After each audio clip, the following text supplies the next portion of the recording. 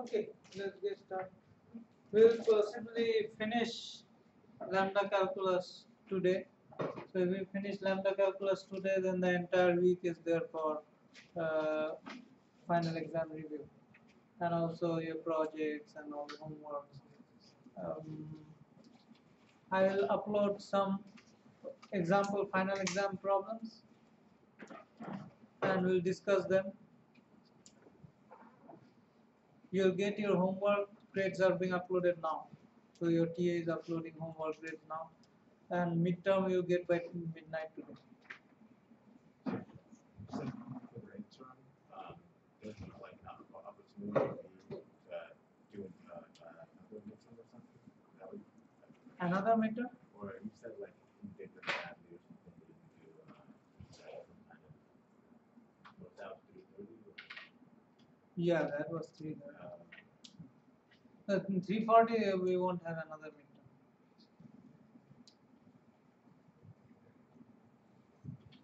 Now, in the past classes, what I have done before is that if you receive really low scores, like in midterm, you get below 20%. If you get below 20%, then what I do is I take the final exam and I take an average of final exam and midterm and put that as your midterm score. But I don't give you like another midterm. So that is only for students who got below 20 out of 100, not for everybody.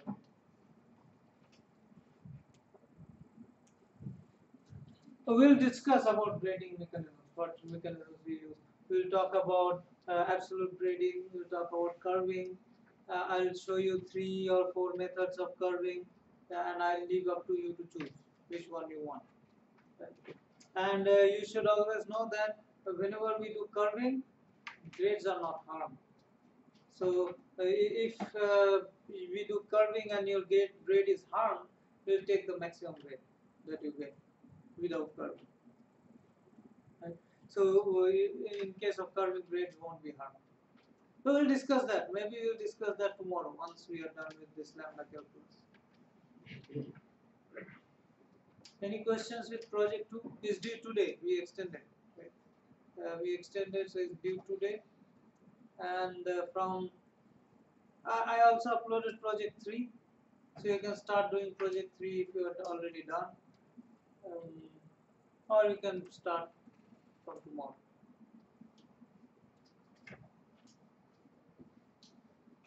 The lecture to project 3 I will upload. I haven't uploaded it yet. I am waiting for you to submit project 2, then I will upload lecture for project 3. Yes. Due date for project 3 is Due date for project 3 I have to update it. When? day final. Day before the final.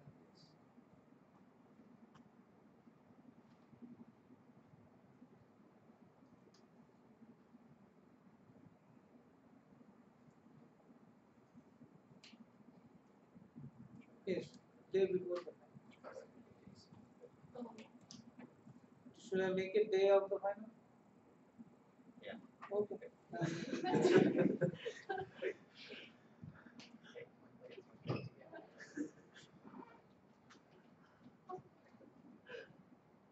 I'll update later.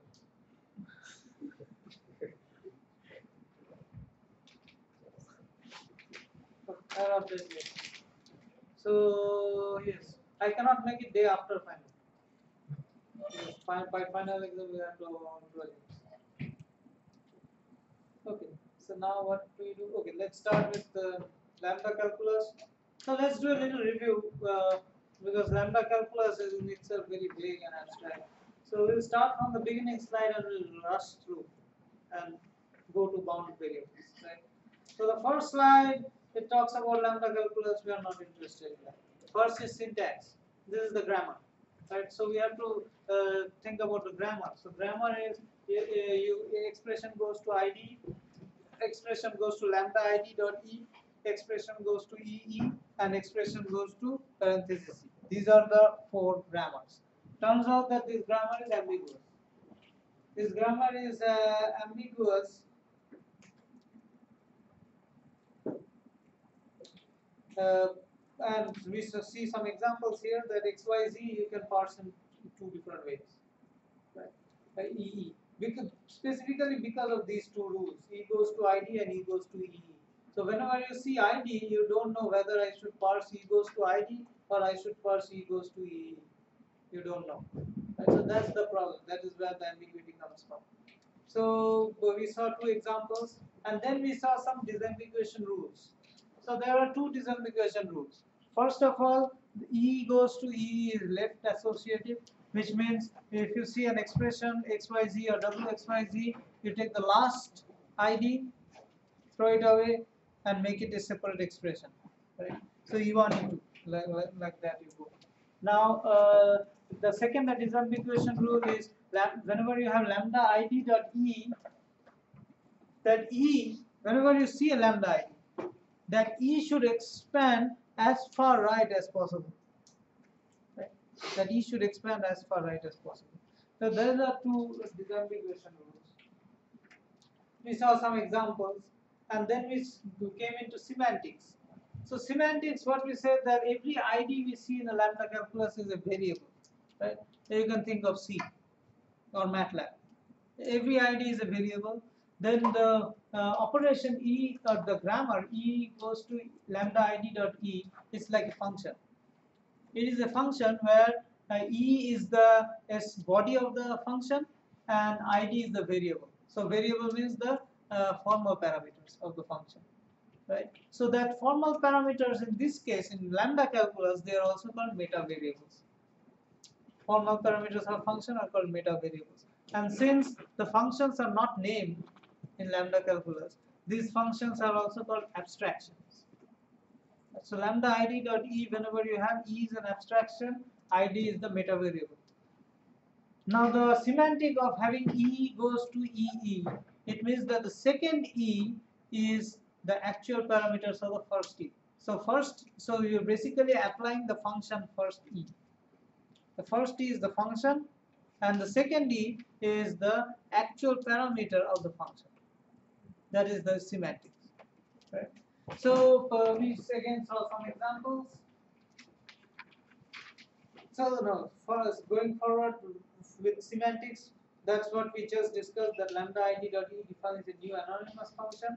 ID is the formal parameter, B is the body of the function, E goes to E1, E2 means function application. It's similar to calling function E1 and setting its formal parameters to E2. So E2 becomes actual parameter. We saw some examples.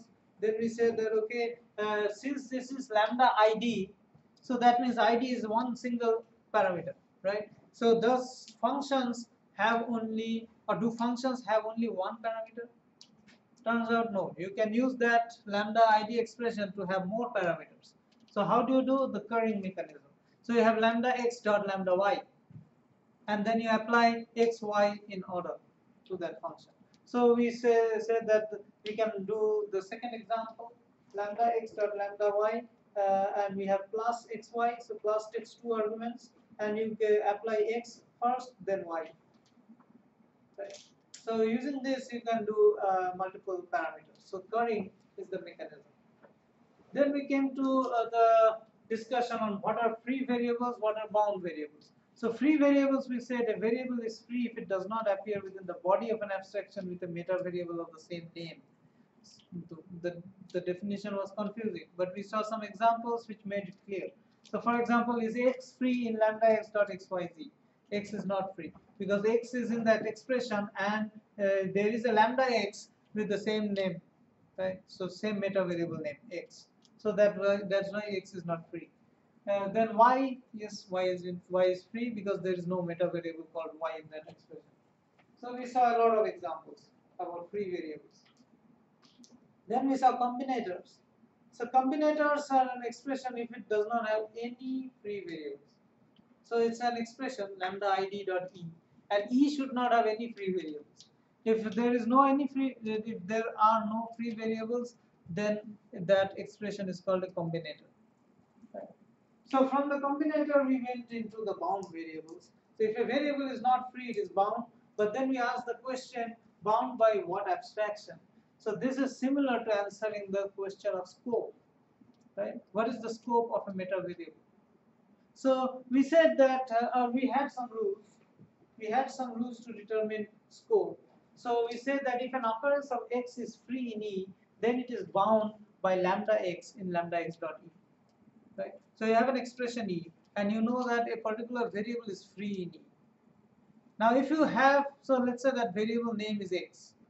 Now if you add lambda x dot just before E, then that x gets bound by lambda x. That is the first rule.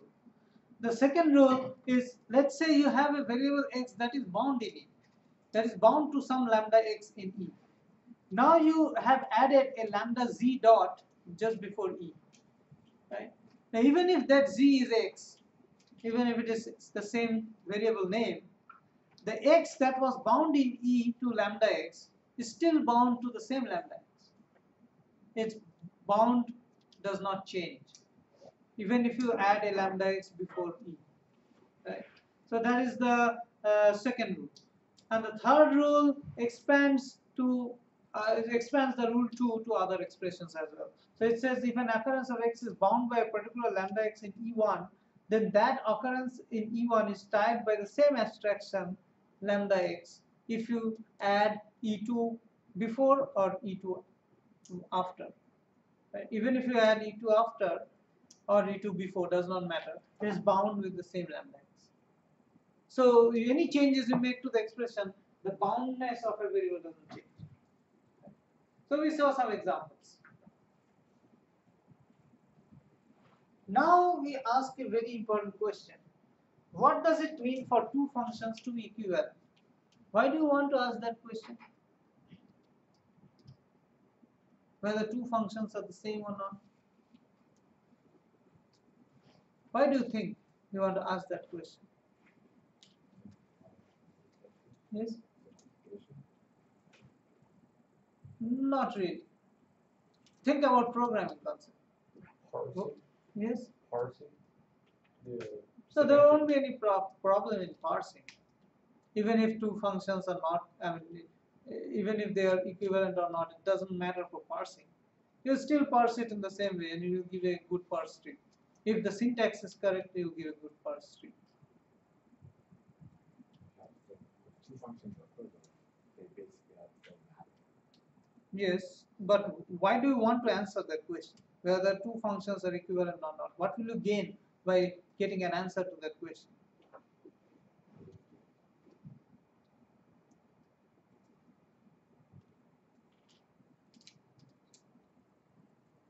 Do you remember polymorphism?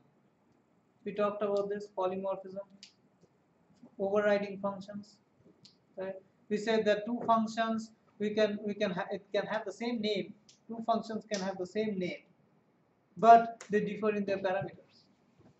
Right? So if they differ in their parameters, then we might want to call those two functions in different contexts. So if we do not know a way to derive equivalence between two functions, then we will be confused that whether we are calling the function with the same name but different set of parameters, or we are just calling the same function again. We will be confused.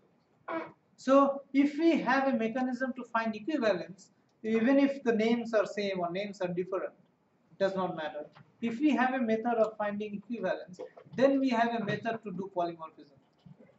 So which means if you have a find equivalence, then you have a way to find that two functions are not equivalent, even if they have the same name. So that means you are enabling polymorphism. Right? So that's why it's important to understand whether two functions are equivalent or not.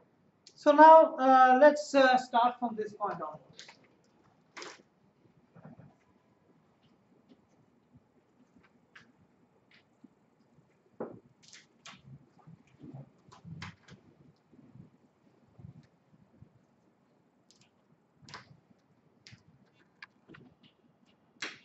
So are these two functions equivalent? Would you say that these two functions are equivalent? Intuitively, what does it mean? Intuitively, what comes to you? Are these two equivalent? Yes. Should be. There is no harm in making them equivalent. Right? Then essentially, if you apply the value 2 to it, it will give the same result, right? So these two are equivalent. How about these two?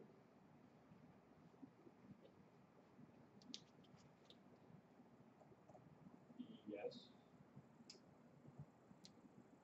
So lambda x dot xy and lambda y dot yx, right? No, because, well, I would say no because y and x might not be the same after you do, because the math will be the same for lambda x dot x and lambda y dot y. So how do you find out whether two functions are equivalent? You have to think about that. So what you do is you apply that function and you see whether the results are same.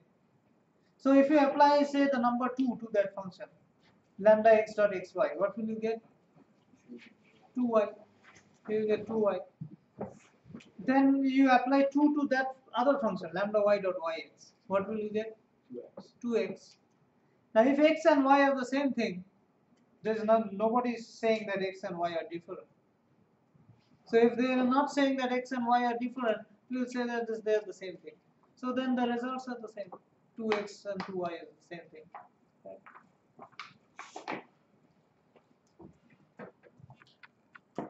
How about this? This should be same. Lambda x dot x is the same function. Yes. So for that second one, just to clarify, so if it's not explicitly stated that x and y are different, assume Yes. Yes. Assume they are the same. There is no way for us to understand. So we will assume that they are the same and they are equivalent. So there is some rules. There have to be some rules. So the first rule is alpha equivalence. So this is one type of equivalence. Right? There can be many different types of equivalence, but one type of equivalence is alpha equivalence. So let's understand what is alpha equivalence. So alpha equivalence says when two functions vary only by the names of the bound variables. Right? Alpha equivalence is when two functions vary only by the names of the bound variables. Then we'll say that they are equivalent. So E1 is alpha equivalent to E2. That's how we'll represent. And if E1 and E2 are truly alpha equivalent, then we'll say equal, and then we'll write an alpha just below equal. So we need a way to rename the variables in an expression. So these variables are varying with their bound variables, but the free variables have the same name. And so we have to see whether these two are equivalent or not. So if we want to see whether these two are equivalent, we need a way to rename the variables in an expression. Okay. So what are the ways? So if we do just find and replace. So in this case, can we rename x to foo? So before we talk about this, how will we parse that lambda expression? How will we parse that lambda expression?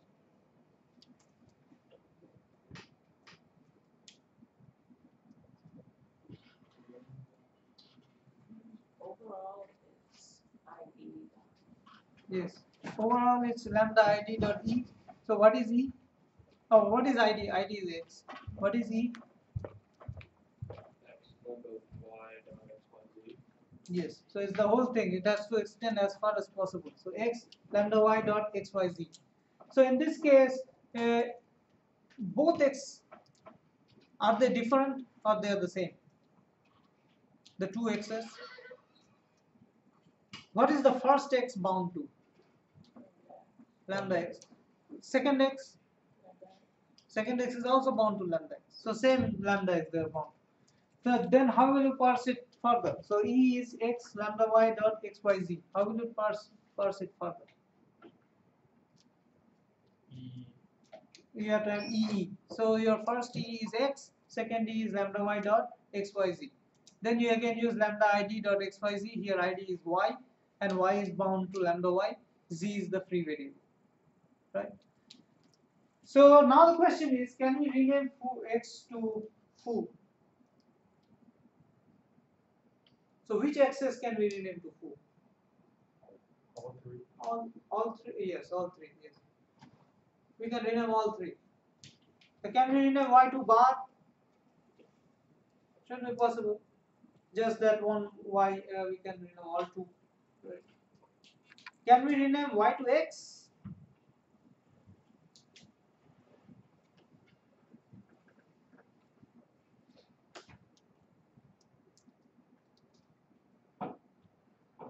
Is it possible to rename y to x? No. Why not? Wouldn't it cause the, wouldn't it change all, so if it changes all values of y to x, wouldn't there be, Let's see.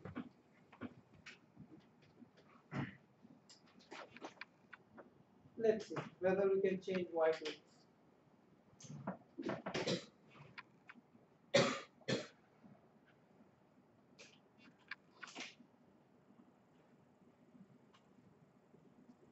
So what happens? So we have this expression lambda x dot x lambda y dot x y z.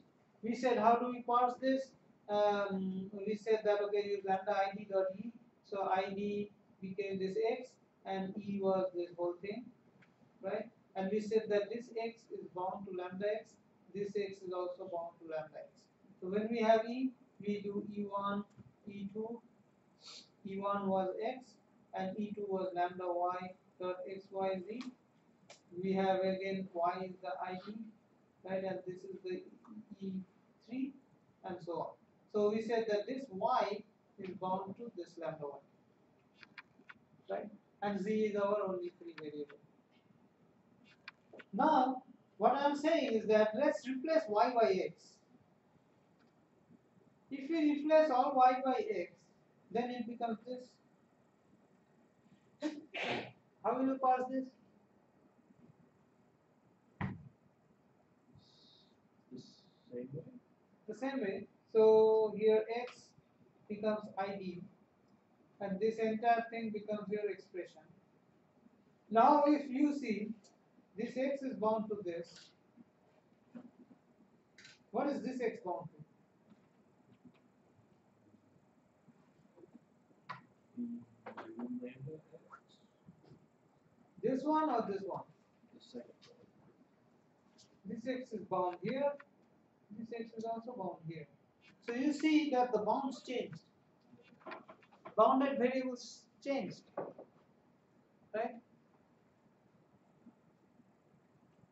So you cannot rename y to x. I mean, that's not the rule though. We haven't studied the rule. But intuitively, it doesn't make sense to, or not really doesn't make sense, it might make sense. But if you change y to x, it changes the association of bounded variables. That's what we see. We may want to avoid that. The association of x to bound variables, we may want to avoid that. Right? So this replacement we may want to avoid. Now, do we avoid? Don't know. Let's see the rules.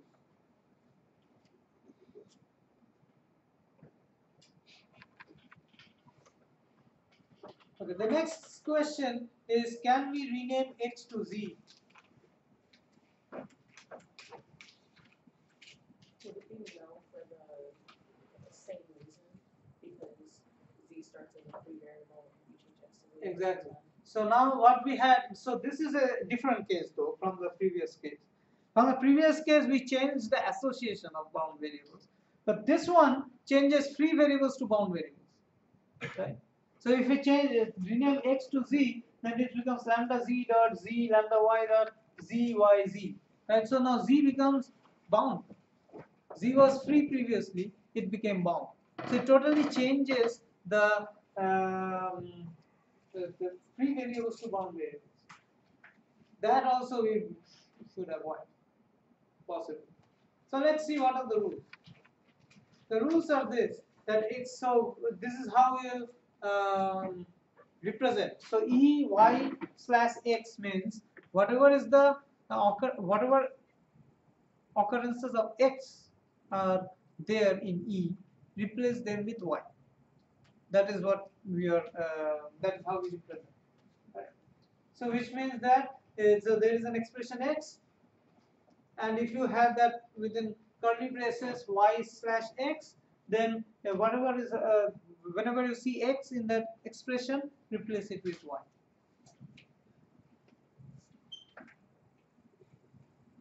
So if you have z and you want to replace x by y, there is no x, so you have z. Now if you have e1 e2 and you want to replace x by y, what you do is you split it up into two. So in e1 first replace x by y, and then in e2 again replace x by y. Right? If you have e1 e2 like that, yes. So I'm just a little lost. So that brackets thing, that's for every occurrence of x, replace it with y? Yes. For every occurrence of x, replace it with y. So if you have e1 e2, then in e1 for every occurrence of x, replace with y. For e2, every occurrence of x, replace with y.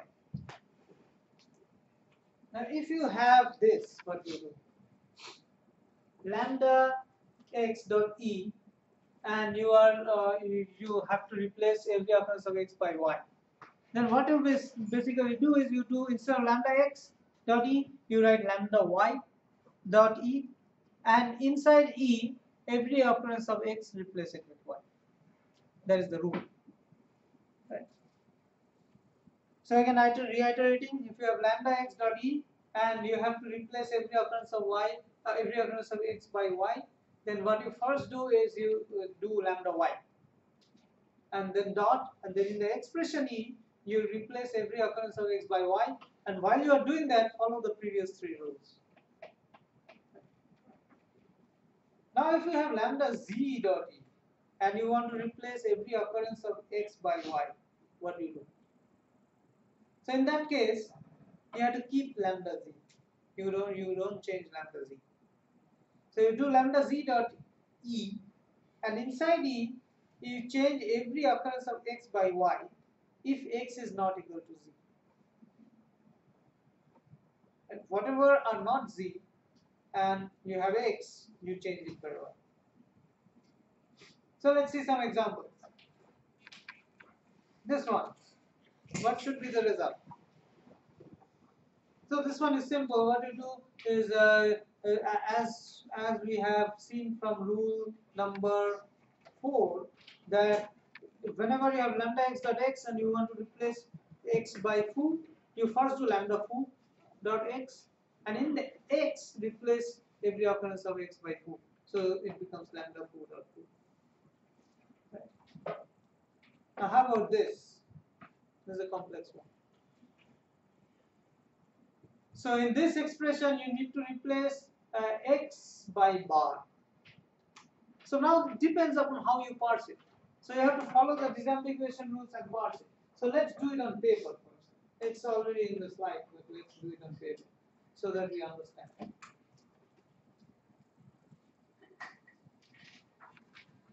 So what is the situation? So we have lambda x dot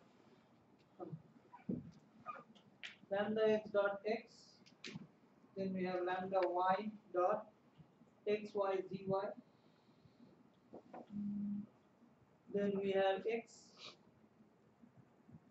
then we are applying x and y, and that is it.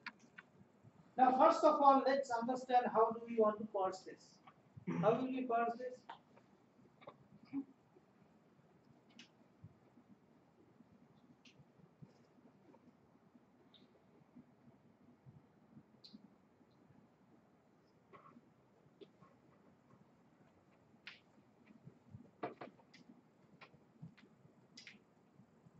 Is it expression?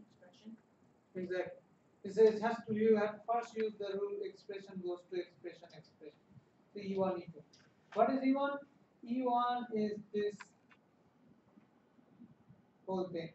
Remember left associative rule, and this is E2, right? So then E2 is already parsed.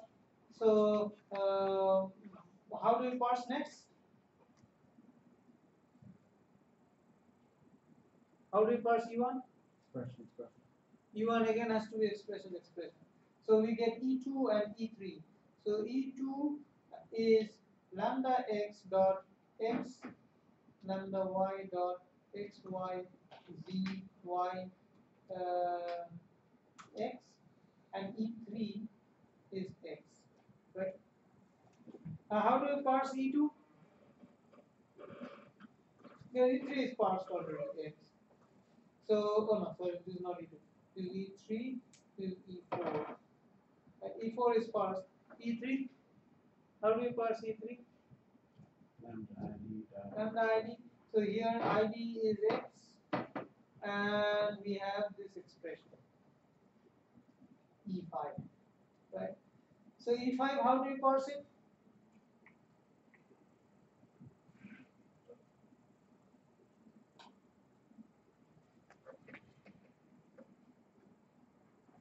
Expression. So only those two are replying. Why not everybody else? What is happening?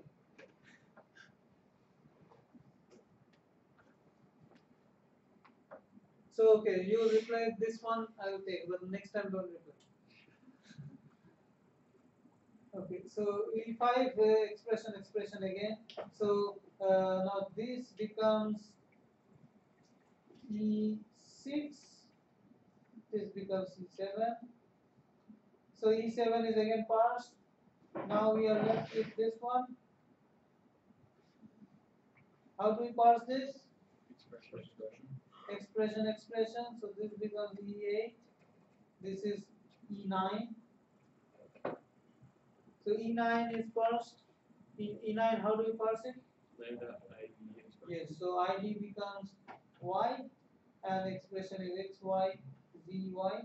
So this is E10, and then you parse. So this becomes easy. Then again you go E11, E12, E13, and so on.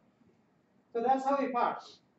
Now this is important. Whenever you want to replace or maybe apply anything you do with respect to lambda expression, so application of a function or determining free variables, determining bound variables, or trying to replace or finding equivalence, or trying to replace a parameter by another parameter, first thing you should do is see, using the disambiguation rule, how can you parse it, and follow the rules strictly. Don't try to look at it and say, okay, this is how it should be parsed, because the rules are disambiguous, or the rules are ambiguous, right? Since the rules are ambiguous, there are many different ways that you can look at it and parse, many different ways, but there is only one way to use the disambiguation rules. So if you use the disambiguation rules, then you will get only one parse tree, and that is the correct parse tree. Any other way of parsing is wrong, right?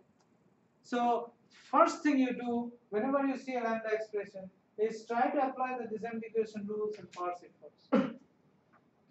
Now once you have parsed it, then what are we saying? We have to replace bar by x. So how do you do? What rule do you apply first? You apply this E1 E2. The rule E1 E2. What does the rule E1 E2 say?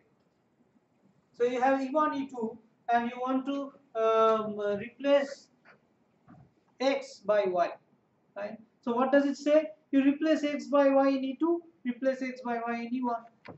So let's do that first.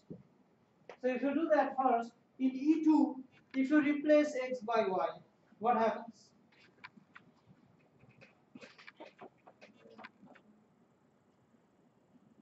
We're trying to replace it with bar. Oh, bar, sorry, yes. We are trying to replace it with bar. We are trying to replace x by bar.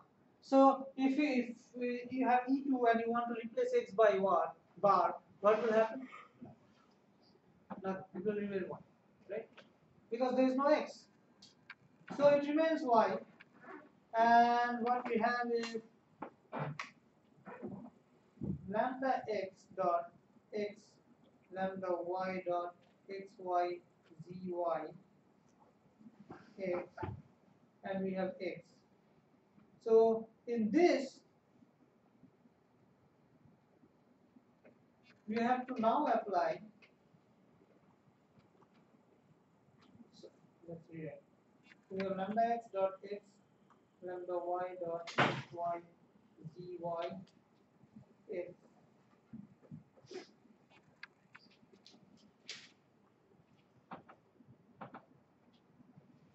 And we have x here. So on this we have to apply bar, this replacement, and y is there. We couldn't replace anything, right? So that is the next step.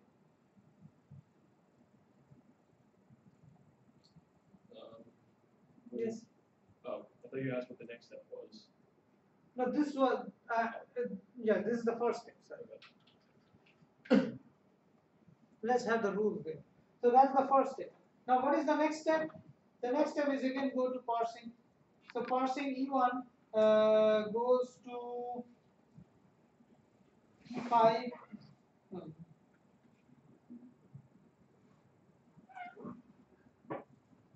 E3 and E4. So E4 is X, right? So now we have E3 and E4. So again we apply that second rule, no third rule to E3 and E4. So what is the rule? You take E4 and you get X, replace it with bar. So what we will have after doing the third second step, we will have bar, we will have Y, and we will have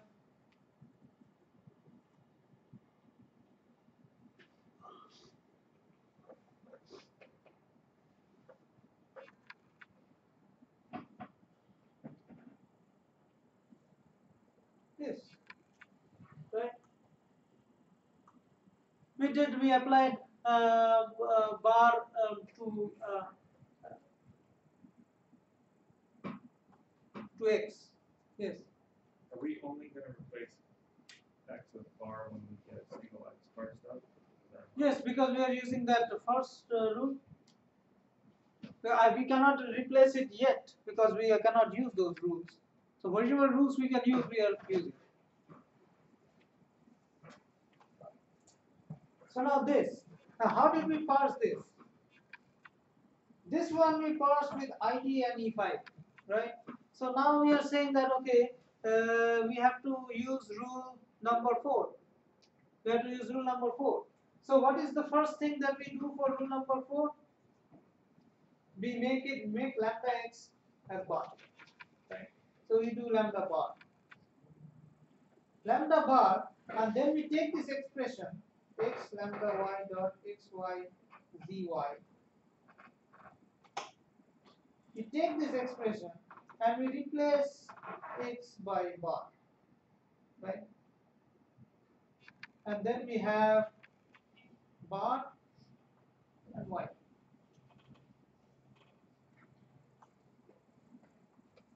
That's what we do. Now then, how do we parse? We parse this.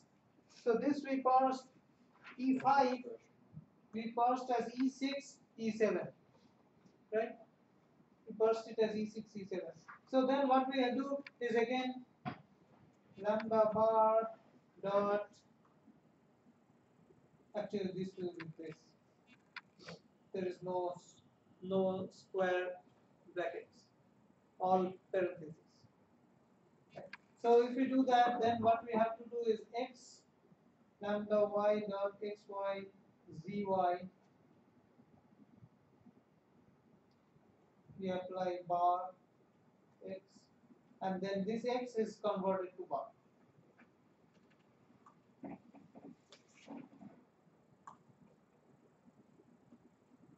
Then how did we expand it? E8, E9, right? So lambda bar dot, now this x, so this is E8, this is E9. So this we can apply directly.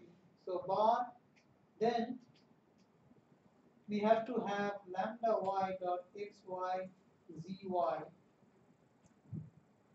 bar x.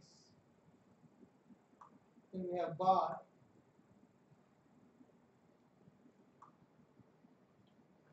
This, yes. step above This one? kind of switch the bar x with bar, does it matter? Yes. Because This x. yeah, how come it's not before the bar? Because how we parsed. You see, we parsed it like this, E6, E7. So this was whole expression E6. Yeah, So in here we couldn't apply that rule. right. But I'm saying the step above you had bar x before the x. What? So the third line down, This one? up one, This one? yeah, you have bar x, and then We should have, right? yeah, but then when you step down, you put bar after that. When it Yes, replace that because x. this one, see, this one is not there. Yeah. So I'm just asking, should the bar be before the bar x? No. Because you already applied bar x to this x. So how do we parse this? We parse it like this. This is E1, this is E2, right? You parse it like that. So what we are doing is we are applying bar x to E1 and also bar x to x. So that we can replace immediately by bar by applying that rule 3 or rule 1. We can immediately replace bar. Yeah. Now the rule 3 says you have to have those. So basically,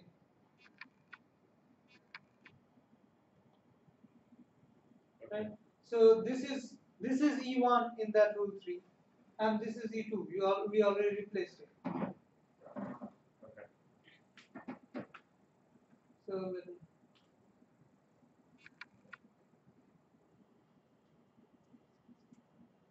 anybody has doubts up to this point?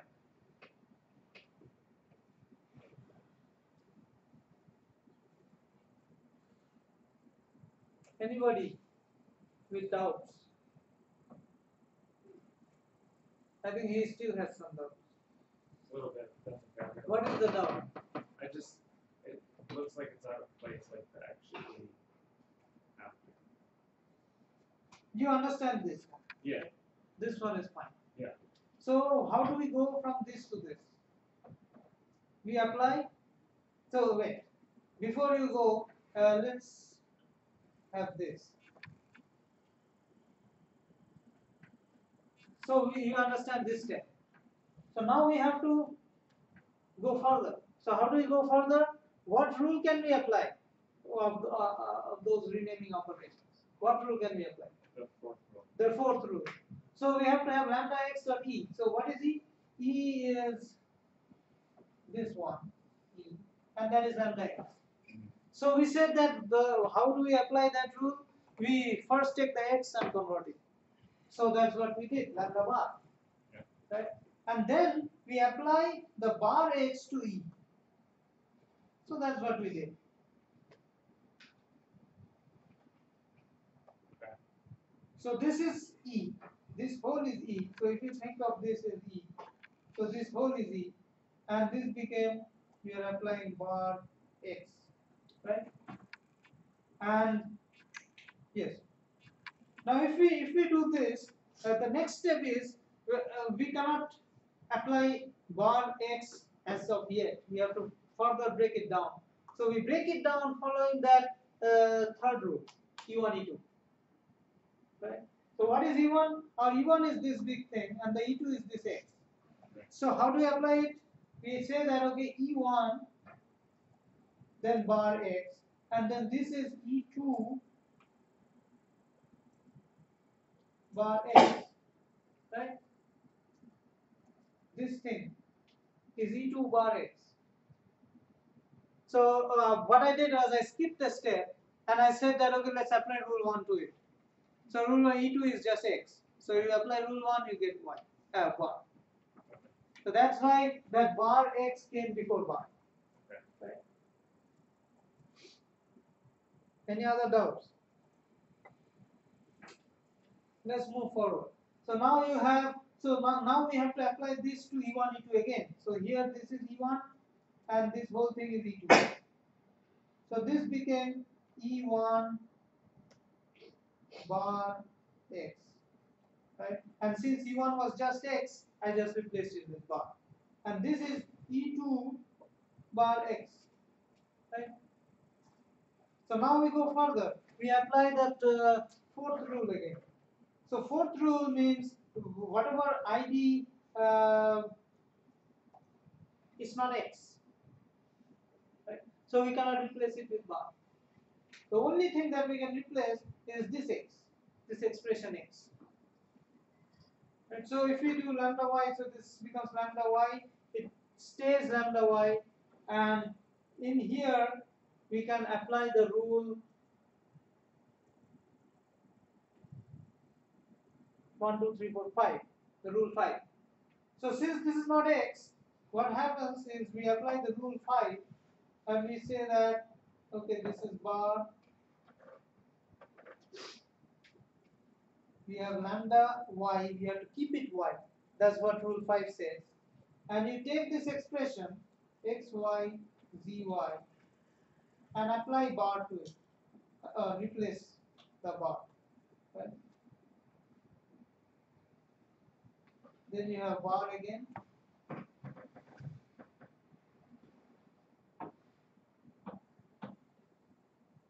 Do you understand this step? Everybody understands this step? By applying rule 5.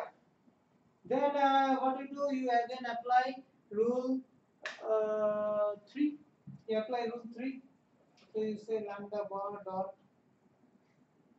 bar lambda y dot bar y z y bar bars y. Any of that. That is what is there here. Yes. So would it be wrong to just essentially replace all the x's with bar, or do you have to go through this process? You have to go through this process because it might be wrong. Okay. It might be wrong if it does not follow the, because x's bound might change. X might be free in some cases. Okay. An example is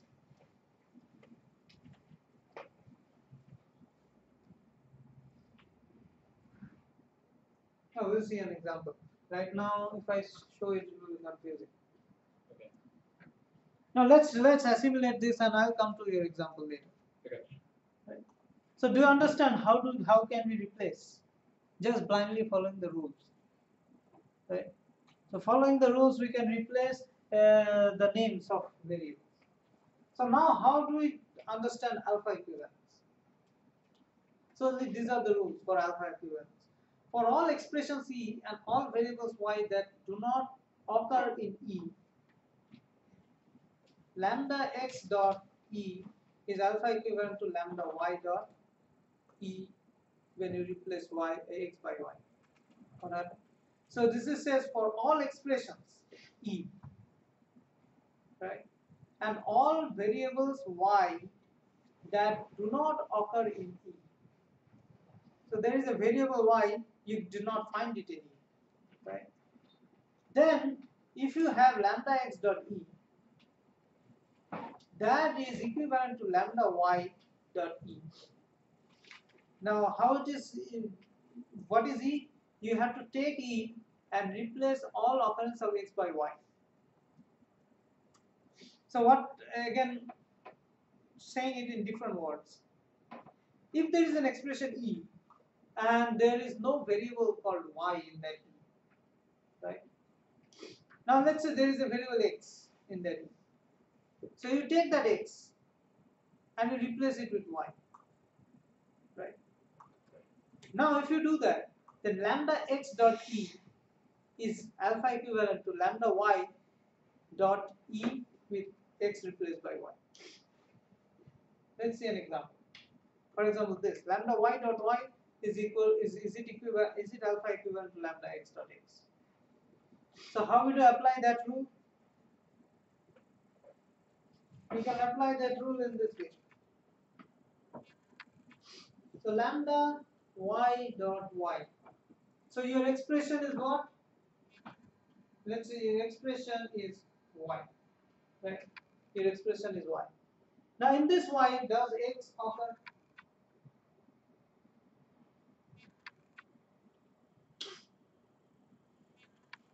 Does X occur in E? The expression is Y. Does X occur in E? No. Does not. X does not occur in E. The answer is no. So then what you do is you calculate E. What will be this one? Lambda XX. Yes? Lambda X. No, there is no lambda. It's just E is Y. Oh, an X. So just it will be X, right? So now what does the rule say? The rule says then lambda Y dot E is alpha equivalent to lambda X dot E with X replacing all occurrence of Y. So which means if you now decode it, so this means lambda Y dot expression E was Y is alpha equivalent to lambda X dot E Y replaced by X is X. So you found this, right? So that answer is true. Yes, it is. Then alpha equivalent. Okay. Now let's see this. Is that alpha equivalent to that?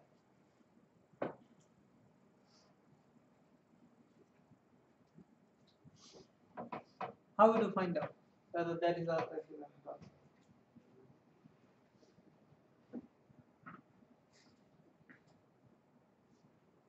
Would you apply the rule we just applied to test if they're equivalent? Pardon? What? Would you just apply the rule that we just applied to the Yes, problem? yes. Or So how will you say that those two are equivalent? So what are the variables that are not in E?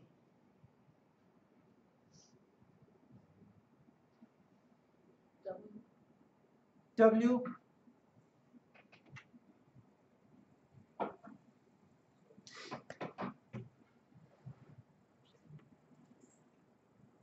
So for all expression and all variables that, so for you have to find out all the expressions first.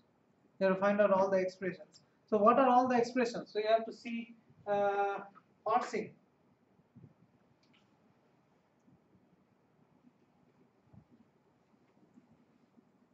So this one is the same as this one, right?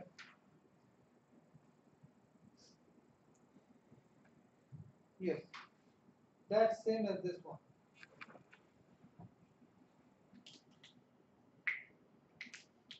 So how did we parse? We parse it like this. So we have all these expressions, E1, E2 and so on. So in E2, all variables Y that do not occur in E. Right? So X, Y is X and Z and W, they do not occur in E2. Right? So that has to be for all the expressions. So if we have that lambda X dot, so that is the whole expression. This entire thing is an expression. Right? So here, which variables do not occur in E? W does not occur, as she said. Right? W does not occur. So the next one is saying that lambda Y dot Y, lambda Z, and so on. So with this here, which variable does not occur? All variables occur. Right? I mean, X also occurs, Y occurs, Z occurs, so you cannot rename anything. So these two you cannot say that these two are equivalent. You cannot really rename anything because all variables occur. Right? So that's how you determine alpha equivalence. Now let's talk about a concept called substitution. This will help in renaming. This will help in social scenarios. The last case we saw that we couldn't really explain whether these two are equivalent or not. We said no because there are no such y that is not used in the second expression. Now intuitively this seems equivalent though. Doesn't it seem equivalent intuitively? That if you replace x by y, right, and then z by y, and make w as z, it will do the same thing. So you are not replacing by a new name. You are basically substituting by a different name. So this x, y are still in the expression, but you are substituting one for the other. Right? So this is different. This is not renaming. So we are not really renaming here. We are substituting. So let's see how can we substitute. So renaming allows us to replace one variable name with another. However, our goal is to reduce this type of scenarios, like plus x, lambda x dot plus x comma 1, which replaces x with the expression 2. So what we are doing is we are trying to substitute. So we need another operator called substitution to replace a variable by a lambda expression. So if we can replace by a variable by a lambda expression, then we can replace x by y also, because y itself is a lambda expression, right? So let's understand substitution. So substitution means what? Renaming means that you take a variable, name it different, some other name. But substitution means you take a variable, replace it with a lambda expression. Now that can itself be a variable again, right? So that will help us in scenarios which we saw just before, right? This, because we couldn't say whether these are equivalent, but they seem equivalent.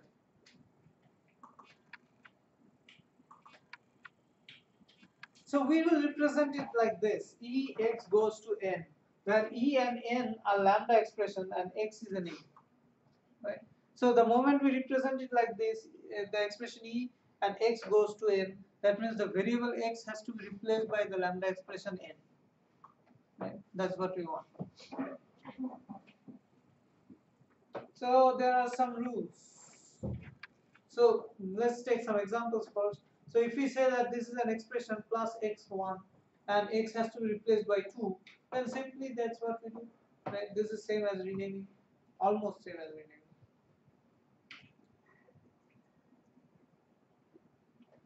If we have this, what do we do? Lambda x dot plus x1 and x has to go to 2.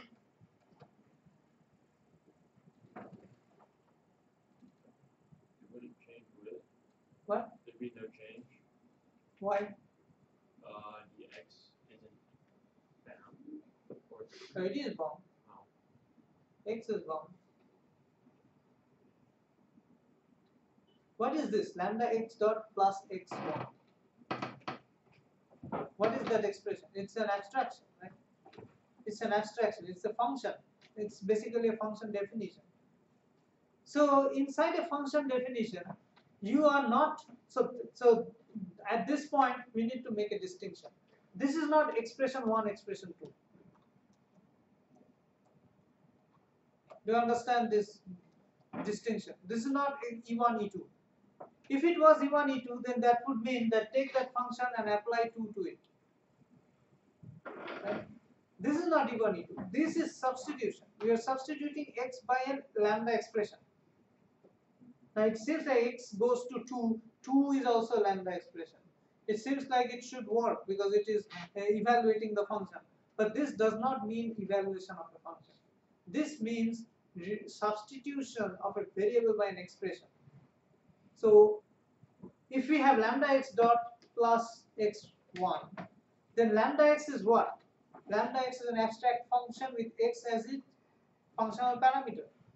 You cannot replace parameter by an expression. It's a functional or it's a formal parameter. Sorry, you cannot replace formal parameter by an expression. You can replace actual parameter. Actual parameter can be an expression. But here we are not. X goes to 2 is not an actual parameter. X goes to 2 means you are replacing the formal parameter by an expression. That cannot be done.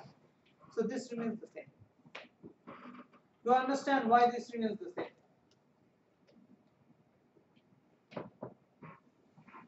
very important distinction. This is not E1, E2.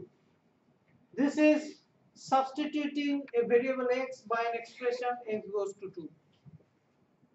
Right? That is substitution of an variable by an expression. That is not evaluation of a function or application of a function. Right? So this is not E goes to E1, E2. Now, since substitution of a formal parameter by an expression doesn't mean anything. Right? Formal parameters cannot be substituted by an expression. Actual parameters can be, right? Actual parameters can be value of an expression. That's fine, but formal parameters cannot be. So that's why this remains same. It doesn't mean anything. How about this? Lambda x dot yz or yx, and you are replacing y by a expression that lambda z dot xc. What will happen here? Intuitively, what should happen? Y should be replaced with lambda z dot x. Why?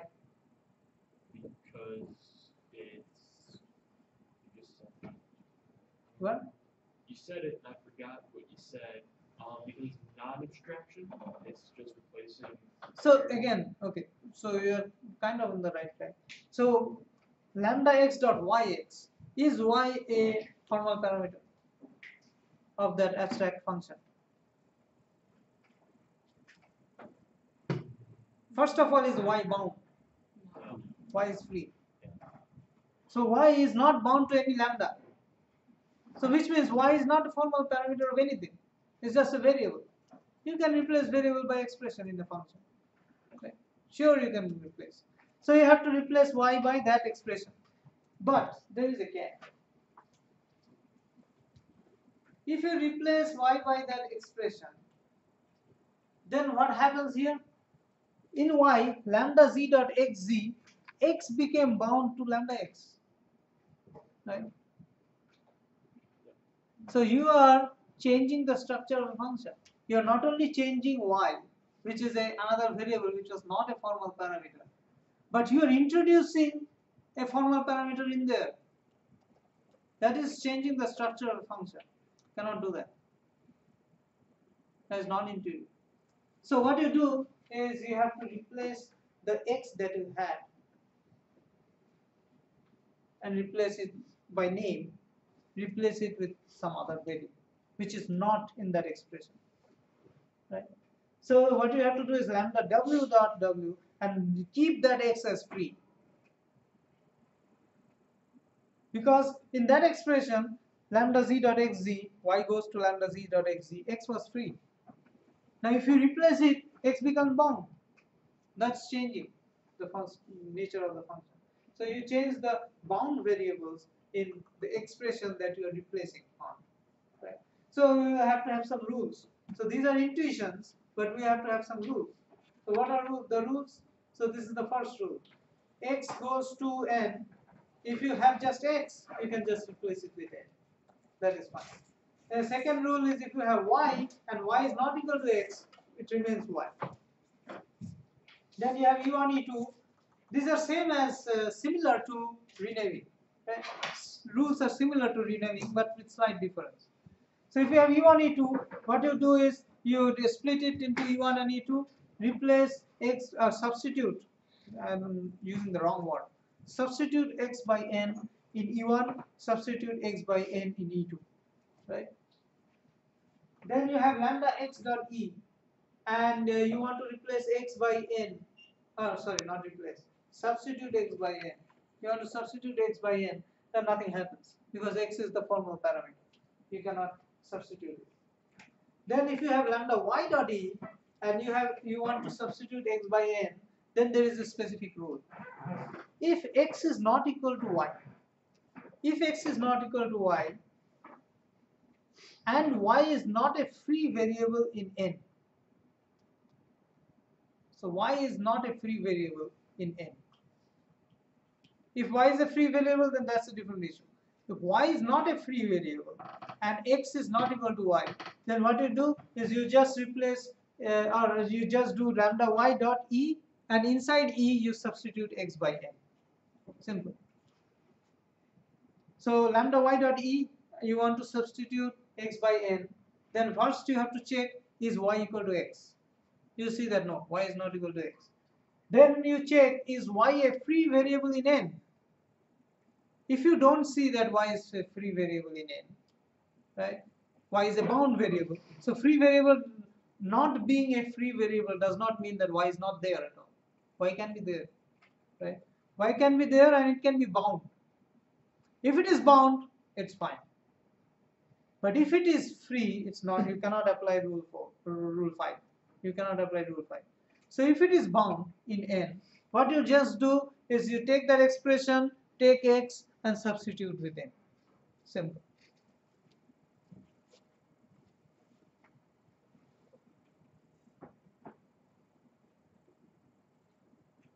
So y is not a, okay. Now that we have the sixth rule.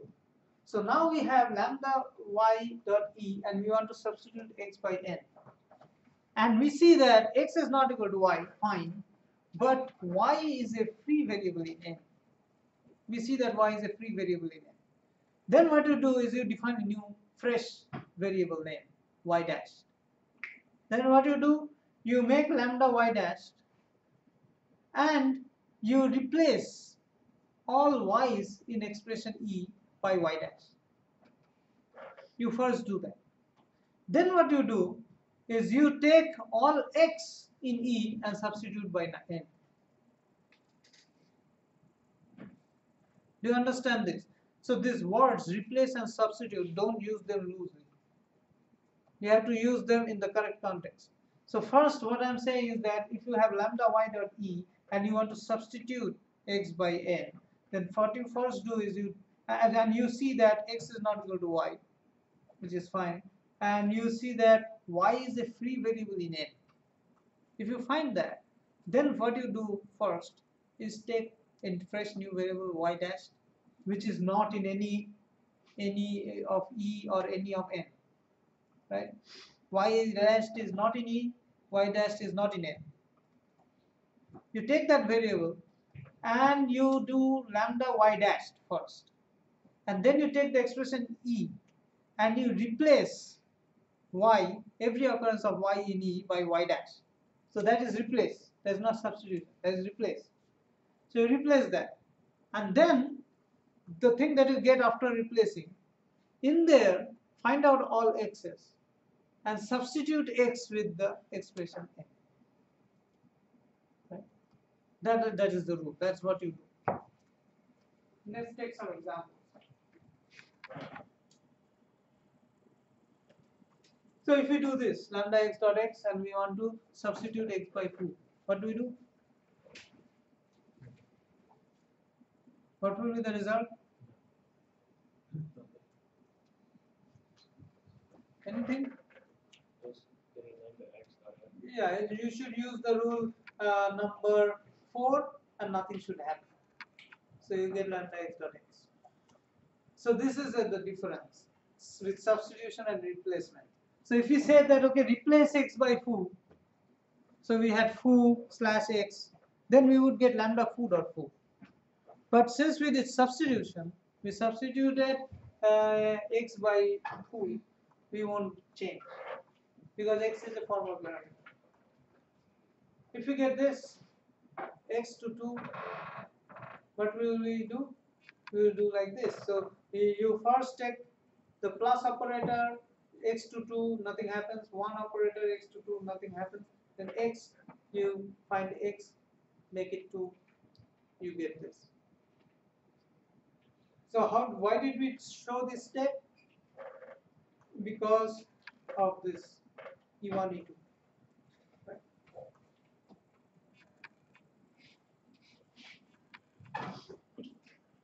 What happens to this one? This one we just saw the example. But if we follow the rule, then first what we have to do is we will have to find a so y has to be replaced by lambda z dot xz. So first we check, is x equal to y? We see that no, x is not equal to y. Then we check, is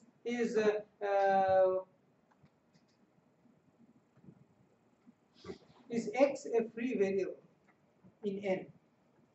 we see that yes, x is a free variable in n. So in that case, what we do is we have to find a new variable, and we have to replace. So let's say that new variable is w.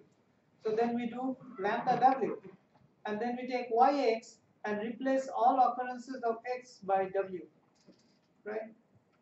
And then we have to apply that substitution. So we replace that. So what we have is lambda w dot yw, and then we replace, then we substitute y by that expression lambda z dot xz. So we get this. Let's take some more examples. How about this? How would you do this? Let's do it on the pen and paper.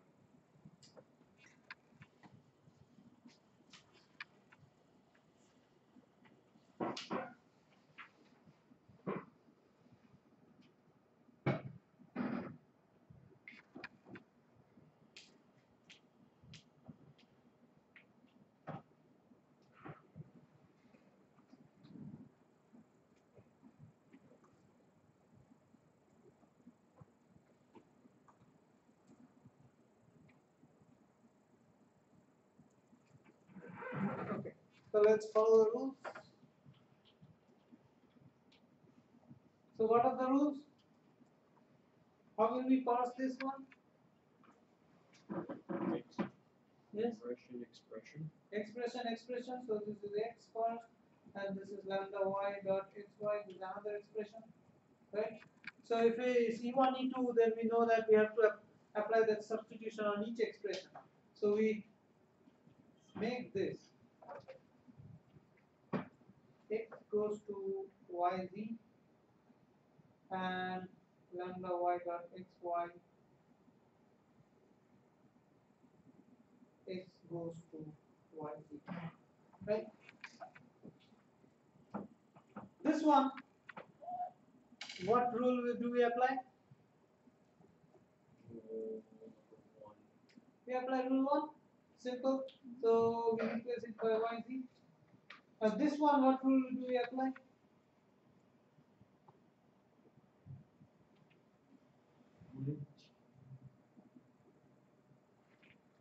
So we have to replace x by y, yz. We first see is y equals x, because we have lambda y, right? Is y equals x? It's not. So we have to apply either rule 5 or rule 6. Now depends on what? Depends on whether y is a free variable in n or not. Is y a free variable in n? This is our n, right? Is y a free variable in n? Yes. Yes. What? Yes. Yes. So in that case, what we do is we define a new variable, let's say w, and replace it.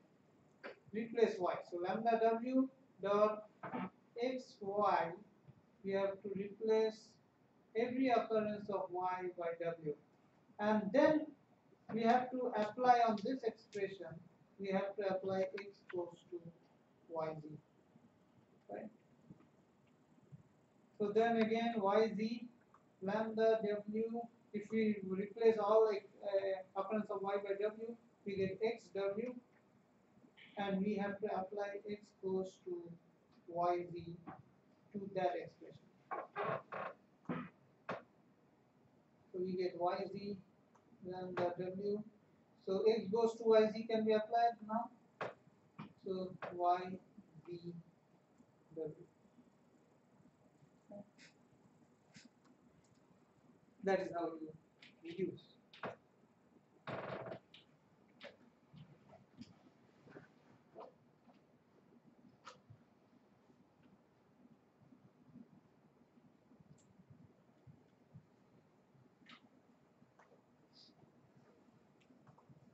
Oh, did we have xz or yz?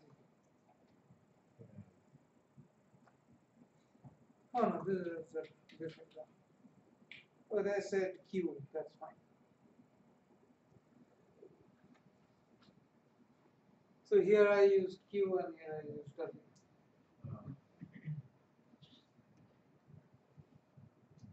Same thing. I thought I will finish, but I don't think I will finish. We have to discuss another concept called execution. So execution will take some more time. So we'll talk about that next class.